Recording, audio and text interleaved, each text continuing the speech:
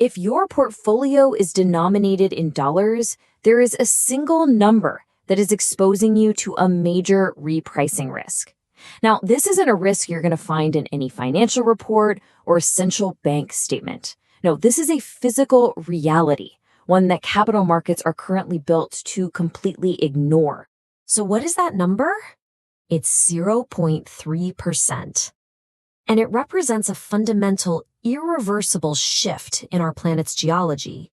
It's a signal of a structural constraint on the future of capital that right now is not priced into any asset class. Think about it like this. A decade ago, you could get 1 ton of copper by processing about 100 tons of rock. Pretty straightforward. Today, you need to process over 300 tons of rock to get that same single ton of copper. This collapse in ore quality, it's like a silent, creeping tax on the entire global economy. And understanding the consequences of this one fact is absolutely crucial for preserving your capital in the years ahead. Okay, so here's how we're going to break this down. First, we'll look at the core macro conflict. Then we'll decode what the physical markets are actually signaling. After that, we expose the illusion in the paper markets, analyze the inevitable central bank response, review a critical historical parallel, and then we'll wrap up with a framework for positioning. The entire macro landscape today can really be boiled down to a simple conflict. You have an irresistible force of new, non-negotiable demand colliding head-on with the immovable object of collapsing geological supply. Let's start with the supply side. It's pretty grim. The catastrophic landslide at the Grasberg mine in early 2025, that instantly vaporized 225,000 tons of copper from the global system. Now, the critical mistake most investors make is thinking this is just a short-term disruption. They assume new supply can just come online. The reality is a 15 to 20-year lead time, what we call the Greenfield Gap, to bring a new major mine into production. So the supply for the next decade, it's already set, and it is simply not enough. Now let's flip over to the demand side. In just 2 years, AI data centers went from being a rounding error, consuming maybe 1% of the world's copper, to 4%. The buyers here, we're talking big tech, the defense sector, they are what we call price agnostic. They are locked in a strategic arms race for computational power. They cannot stop building. This creates what's known as an inelastic bid for the metal, meaning they have to buy it whatever the cost. And that is a risk that traditional market models just fail to capture. You know, the financial media, they're always obsessed with price. But strategic capital, it focuses on logistics and physical control. The most important signals are never in the headlines. They are in the actions of those who actually operate in the physical world. You just have to observe the signals. China isn't just buying paper contracts on Western exchanges anymore. No, they spent a decade building a deepwater port in Peru to ship the physical ore directly home. Meanwhile, you see executives at Hindustan Copper publicly pumping up a supercycle narrative, while privately, they're quietly selling their personal shares. See, this isn't market noise. These are deliberate, strategic moves based on a physical reality that most of the West is still ignoring. So here's what this means if you're managing real capital. The implication is crystal clear. A quiet but massive shift is happening, from valuing paper claims to securing physical control. And any portfolio that fails to make that distinction is exposed to a fundamental and likely sudden repricing. Okay, this next part is absolutely critical. The single biggest mistake investors are making right now is trusting the official inventory data. The numbers you see on exchange websites, they are not a true reflection of available physical supply. They are, frankly, a dangerous illusion. Let's just compare the noise to the signal. The paper market narrative is pointing to 160,000 tons surplus. It's creating this false sense of security. But that number assumes the Grasberg mine is still running. If you factor in its loss, the physical market is already in a 65,000-ton deficit. And it gets worse. A huge portion of that registered inventory is what we call dead inventory. It's legally encumbered, it's tied up as collateral in financial deals, it cannot be sold or used. It's basically a museum exhibit, not a working stockpile. So this is the crucial question you have to ask yourself. Is my capital positioned for the paper market story of a surplus or for the physical market reality of a deficit? Because the gap between those two realities, that represents the scale of your repricing risk.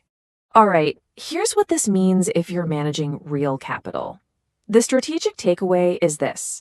Any strategy you have that's based on those official inventory levels is built on a faulty premise. The risk is not some gradual increase in price.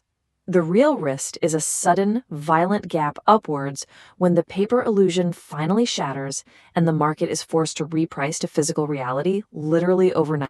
And when that paper illusion does break, the pressure is going to shift from the commodity markets directly onto the policymakers. This physical deficit forces a political choice. And the response from central planners, well, it's not really a variable.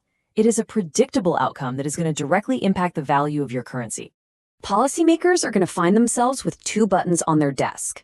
Button 1, they defend the currency. That means they allow prices of essential commodities to just skyrocket, which would trigger a deflationary depression that crushes demand and rebalances the physical market through total economic collapse.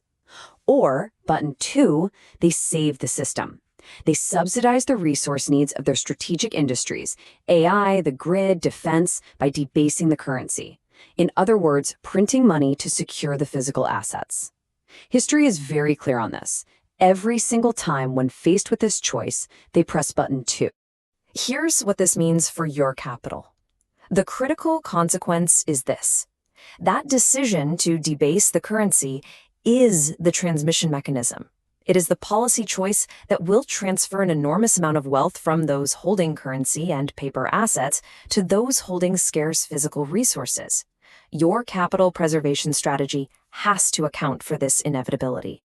Now, this situation isn't some black swan event. It's not unprecedented.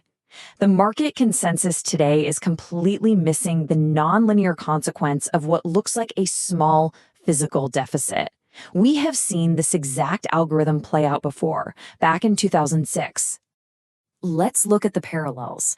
In 2005, a small, sub-2% deficit in the copper market, driven by China's urbanization boom, caused the price to explode by 300% in just 18 months.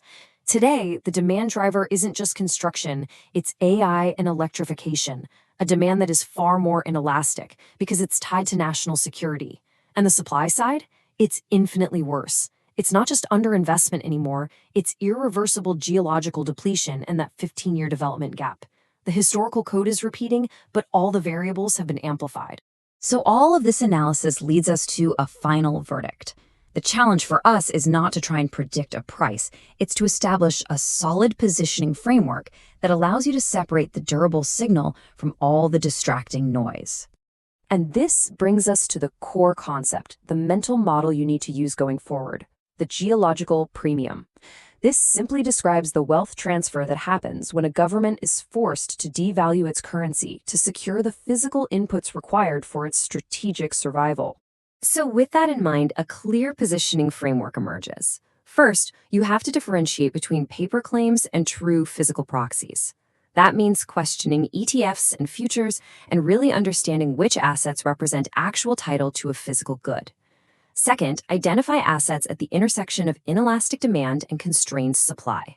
These are the new choke points of the global economy. Third, and this is key, understand that currency debasement will be the primary policy tool used here. Position for it. And finally, focus on owning title to the resource in the ground, the actual miners and explorers, not just speculating on the spot price of the commodity itself. This is not a prediction, it's a positioning framework, and it's designed to help you navigate a world where physical constraints are starting to override old financial models. Before we depart, please remember, the financial landscape is constantly shifting. The insights we've shared here are for educational purposes only. They do not constitute financial investment or legal advice. Every investor situation is unique, and you should always consult a certified professional before making any major decisions. Our goal is to help you identify the signal, but the final move is always yours. Stay sovereign, stay informed.